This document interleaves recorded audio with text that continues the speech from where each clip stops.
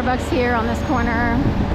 I have a few extra walks, and I was like, I'm just going to treat myself today because our building is, the electricity is shut down. So I go in and out a lot all day, but I was like, maybe I'll go to the Starbucks over here, brand new one, and try to upload videos or do my email or what have you, because I look for work all the time. And there's a guy cleaning the sidewalk. They have signage on the side door. I usually go in the front door on Arch, but the side door on 18th is closed. It says use your door to the left. On the outside that works, but on the inside it says use the door to the left, and there's nothing to the left. It's no big deal. I don't really care. Everybody knows what it means, but people will actually show up and try to play games with you in the store. Their whole life is based on this. And oh well, that's low-level gang stalking. It's very low level. It's nothing compared to what I have experienced in my life, but it's annoying. So the idea is like to make people feel uncomfortable in a public space, to not be able to sit down and enjoy oneself. They no longer, at least in this one, there are no plugs that plug in your laptop should you want to, you know, plug it in. Like in the past, it would be like, let's find the table where you can plug in. There are none in there. So this seems to be a trend, maybe in newer locations, to not be able to plug in your computer or laptop, which means you have limited time, like your battery would have to last. Some people have 6-hour batteries, some people have 2. You know, I think mine says it's supposed to be 6, but after like 2.5 hours or 3 hours, it's, you know, fizzling out. So anyway, here we are on Arch Street. I figured I'd just walk around a little bit. I could go back to my apartment. I want to write a bunch of things on my schedule because I have dog walks at odd times throughout every day. So it's this thing where I'll have blocks of time and I go back to my apartment, you know, I use the restroom, you know, maybe I'll have lunch or whatever. So, you know, I could be out here, you know, at 5 in the morning down to 10 at night, depending. And it varies depending on who goes on vacation, holidays, this, that, and the other. I'm often working on holidays, even though I would love to have a life where I don't do that. Go this way? Oh, sorry. Go this way?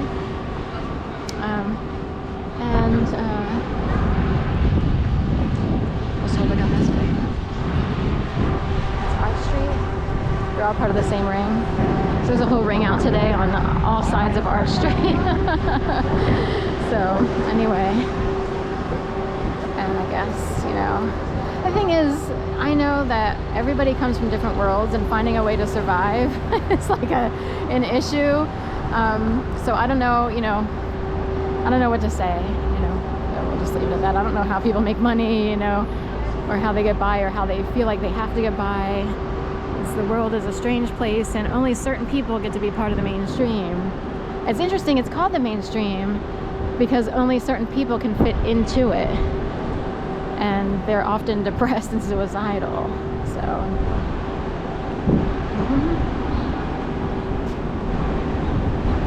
unless of course it's suited perfectly to their style, or they're totally puppeted, is what I hear. Some people, it's like they don't really have that many issues, just like normal issues, but not like, oh God, I don't want to go, you know, spending like 5 years not wanting to go to work, you know. That's when it's bad. It should never be that bad, but it is, because you could wind up, you know, too smart for your work environment, so that doesn't work, or you're technically not part of the super upper class. You would never be looked at for other jobs where you would benefit and feel much better. So stuck down here in middle to lower middle class, you know, so forth and so on, or even lower. You know, there are a lot of highly intelligent people who don't make enough money to fit, you know, economically in the middle class. It's fascinating, you know, that happens. And then dumber people have enough money to fit into the higher economic status, like really high up there, and they're totally dumb, you know. And those people would drive you crazy too, you know.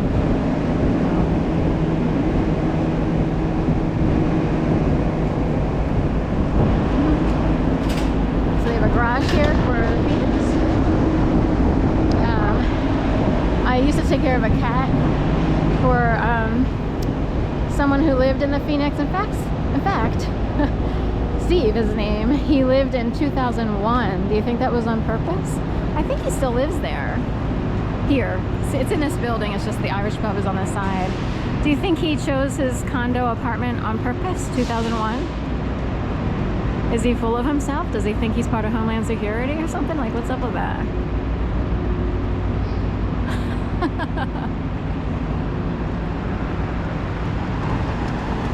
Come to find out, he's like a lowly employee at Haverford College. So technically he works at Haverford College, but he's in fundraising, ironically. So I don't want to get into it, you know.